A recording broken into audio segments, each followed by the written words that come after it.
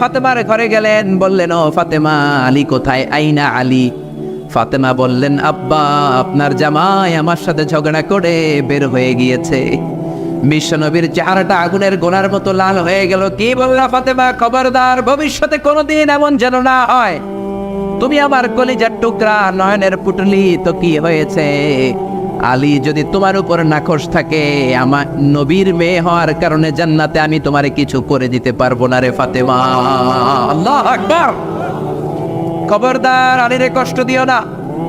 কোথায় গিয়েছে আলী? ফাতেমা বললেন, মসজিদে নববীর দিকে গিয়েছে। বিশ্বনবী আলীরে খুঁজতে লাগলেন, যে দেখলেন ফাতেমার স্বামী সাইয়েদনা আলী মসজিদে নববীর বালির মধ্যে শুয়ে আছে।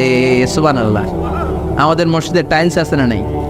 এয়ার কন্ডিশন, তুর্কিমিনিস্তান থেকে আনা কার্পেট আছে না নেই? মসজিদে নববীতে কিছুই ছিল না, বালির মসজিদ, ওই বালির মধ্যে শুয়ে আছে। বালিকে আরবিতে বলে তুরাব। বালিকে আরবিতে কি বলে? বিশ্বনবী আলীর ডাক দিলেন, ইয়া আবা তুরাব, ও বালির বাবা আলী। কি বললেন? ও বালির বাবা আলী, কি হয়েছে? কথা কয় না, কারণ গোসা আছে না নাই? আমনের মায়ে এতক্ষণ আমারে গুতাইছে, আমনে এখন কি কন? উডুম না, খামো না, জামু না, রাগ আছে না নাই? বিশ্বনবী বললেন, ইয়া আবা তুরাব, ও বালির বাবা আলী। আলী চলে যায়, ওই দিকে তাকায়, এই দিকে তাকায়, আলী মুখ ফেরায় না। বিশ্বনবী খাপটি মেরে সাইয়েদনা আলীর হাত ধরে টান দিলেন। আল্লাহু আকবার। ও মিয়া, বিশ্বনবী যদি কারো হাত ধরে টান দেয়, কেউ কি রাগ করে বসে থাকতে পারে নাকি? সাইয়েদনা আলী উঠে গেলেন, বিশ্বনবী টান দিলেন, আলী উঠলেন, আলীরে ধরে ধরে ঘরে ঢুকালেন বিশ্বনবী। খেয়াল করে শুনেন, আলীরে নিয়ে আসলেন, খাটের মধ্যে নিয়ে বিশ্বনবী খাটের মাঝখানে শুইলেন। ডান দিকে ফাতেমারে শোয়ালেন, বাম দিকে আলীরে শোয়ালেন। এবার গল্প শোনাতে শুরু করলেন, রাগ ভাঙ্গায়। সুবহানাল্লাহ। কি নবী ছিলেন, কেমন করে মিলায়া দিতেন। ডালে আলীরে শোয়ালেন, বাম দিকে ফাতেমারে শোয়ালেন, মাঝখানে বিশ্বনবী ছিলেন। কি রোমান্টিক শ্বশুর! গোটা বিশ্বে পাওয়া যাবে এরকম শ্বশুর? আল্লাহু আকবার। দুইজনের শুইয়ে দিয়ে মাঝখানে গল্প করতে শুরু করলেন। দুইজনের মুখে হাসি ফোটালেন। আরশের উপর থেকে খুশি হয়ে গেল কে? বিশ্বনবী বলতেন, আলা উখবিরু বিআফদাল মিন সাদাকাতিন ওয়া সিয়ামি ওয়া সালাহ।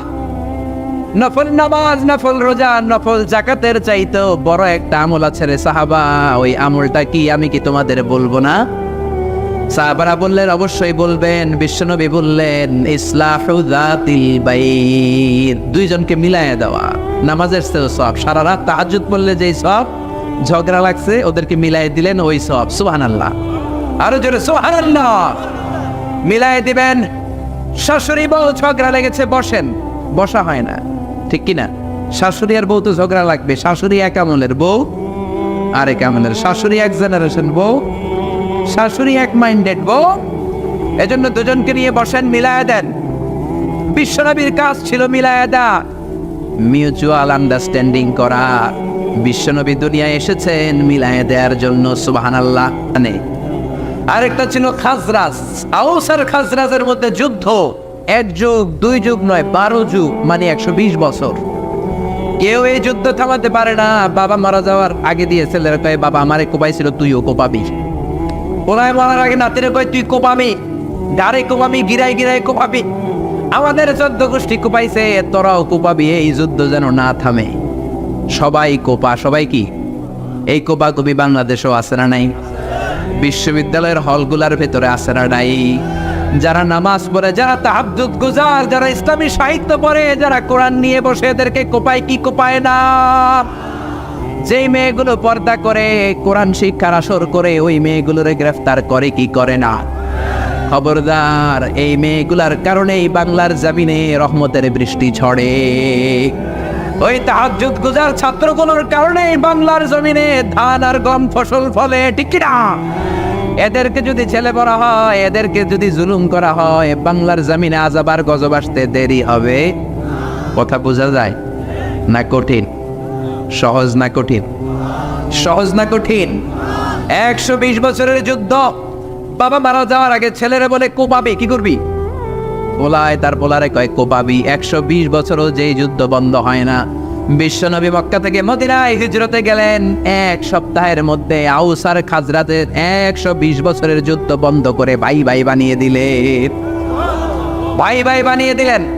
বিশ্বনবী মিলিয়ে দেওয়ার পরে আউসের সর্দার খাজরাজ গোত্রের সর্দারের কাছে উট রান্না করে উটের গোশত পাঠায়।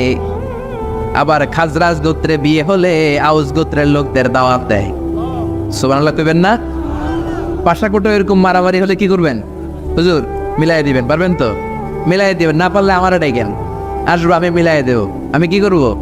বিশ্বনবীর কাজে এটা। বিশ্বনবী বলতেন আমার নিয়ে যাও, আমি মিলাই দেব। ইমাম বুখারী আলেম যারা আছেন তারা বুঝবেন, একটা চ্যাপ্টার করেছেন বুখারীতে। চ্যাপ্টারের নাম হচ্ছে বাবু কওলিল ইমাম লি আসহাবি ইযহাবু বিনা নুসলিহ বাইনাহুম। এর মানে হলো ইমাম সাহাবীদেরকে বলতো, মানে বিশ্বনবী সাহাবীদের বলতো ইযহাবু বিনা, আমারে নিয়ে চলো, নুসলিহ বাইনাহুম, আমি মিলাইয়া দেব। সুবহানাল্লাহ। বিশ্বনবী মিলানোর জন্য এসেছেন, বিশ্বনবী ভাঙার জন্য জ্বালানোর জন্য আসে নাই, ঠিক কি না? এজন্য আল্লাহ বললেন ইয়া ওয়া ইন তাইফাতানি মিনাল মুমিনিনা ইকতাতালু ফাসলিহু বাইনাহুমা, মিলিয়ে দাও। ফাইন বাগাত ইহদাহুমা আলাল উখরা ফাকাতিলুল্লাতী তাবগী হাত্তা তাফিয়া ইলা আমরিল্লাহ। দুই দল রে মিলাও, বসাও, বুঝায় দাও। এক দল মিলতে চায়, আরেক দল যদি মিলতে না চায়, আরেক দল যদি ঘাড় তেরামি করে, ঘাড়ের মধ্যে মারো। কই মারো? ফাদরিবু ফাওকাল আনাক। আমি বলি নাই, কোরআন সাক্ষী। কোথায় মারবা? ঘাড়ের উপরে মারবা। ওয়াদরিবুহুম কুল্লা বানান, গিরায় গিরায় মারবা।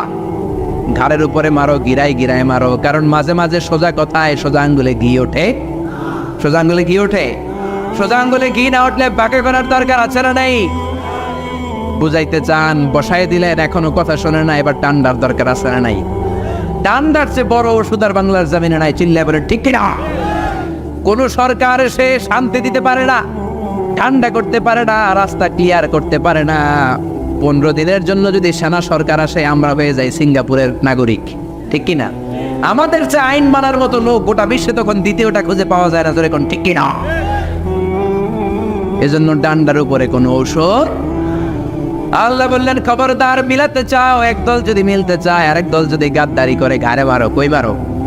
আর মারো জোড়ায় জোড়ায়। তারপরে দুইজন যদি মিলে যায়, দুইজনের মাধ্যমে দুই দলের মাঝখানে আদালত আর কিসতের সাথে বিচার করে দাও। ফাসলিহু বাইনাহুমা বিল আদলি ওয়া আকসিতু। আদালত, ন্যায় পরায়ণতার সাথে বিচার করো, ইনসাফের সাথে বিচার করো। বিল আদল, আদল মানে ন্যায় পরায়ণতা। বাংলা এটারে আমরা বলি আদালত। আমাদের আদালত আছে না নেই? উচ্চ আদালত, নিম্ন আদালত আছে না নেই? বিচার আছে না নেই? রায় আছে না নেই? কিন্তু সঠিক রায় কি আছে? ন্যায় পরায়ণতা আছে? আল কিসত, ইনসাফ ভিত্তিক বিচার কি আছে? বিশ্বনবীর বিচার ছিল দুই পক্ষের কথা শুনতেন, বাদীর কথাও শুনতেন, বিবাদের কথাও শুনতেন। কিন্তু আমাদের আদালতে এক দলের কথা শুনে আরেক দলের কথা শোনেন, এরকম আছে না নাই? এক দলকে সুবিধা দেয়, আরেক দলের সুবিধা দেয় না, আছে না নাই? এক দলের কাছ থেকে ঘুষ খায়, আরেক দলের উপর চাপায় দেয়, আছে না নাই? বিশ্বনবী দুইজনের কথা শুনতেন। দুই সাহাবী মারামারি লাগছে, তোমারটা বলো, ও এইটা, তোমারটা বলো, ও এইটা, যাও, আমার বিচার হচ্ছে এইটা। চিল্লায় পড়েন আল্লাহু আকবার। মা আয়েশা পায়েস খেতে খেতে সাউদার গালে পায়েস মেখেছে। বিশ্বনবীর বউ সাউদা কেঁদে কেঁদে বলে, ও নবী, দেখেন আপনার একমাত্র কুমারী বউ আয়েশা পায়েস খেতে খেতে রাগের মাথায় আমার গালেও পায়েস মেখেছে। কি মেখেছে? পাশাকোটে কি পায়েস চিনেন? না সিন্নি চিনেন? নাকি শ্যামাই? পায়েস না সিন্নি সব আছে। পায়েস মেখে দিলেন। সাউদা এসে বলল, ইয়া রাসূলুল্লাহ, আপনার বউ আমার গালে পায়েস মেখেছে, বিচার করেন। বিশ্বনবী বললেন, তোমার কথা শুনলাম, আয়েশার কথা শোনার দরকার আছে না নাই? ও আয়েশা, করেছো নাকি? আয়েশা বললেন, জি ইয়া রাসূলুল্লাহ, বালা আমি করেছি। যখন পায়েস মেখেছি তখন আমি রেগেছিলাম, এখন আমার রাগটা কমিয়ে দিয়েছে কে? এখন আমি বুঝতে পেরেছি কাজটা করা ঠিক হয় নাই। দুইজনের কথা শুনলেন। এবার বিশ্বনবী বললেন, আমার বিচার হলো কিসাস, বাদী বিবাদী, দুইজনের কথা শুনলাম, এবার জাজমেন্ট, রায়। কি সুন্দর রায়, কি সুন্দর রায়! ও গোটা বিশ্ব এই রায় থেকে শিক্ষা নাও। বিশ্বনবী বললেন, আল কিসাস, আমার বিধান হলো সমান সমান। কিসাস মানে সমান সমান। আপনি গুতা মারলে আমিও গুতা, আপনি ল্যাং মারলে আমিও ল্যাং, আপনি কোপ দিলে আমারও কোপ, আছে না নাই? আপনি আমারে ভেসকি দিলে আমিও ভেসকি দিব। এইটারে বলে কিসাস। কি বলে? বিশ্বনবী বললেন সমান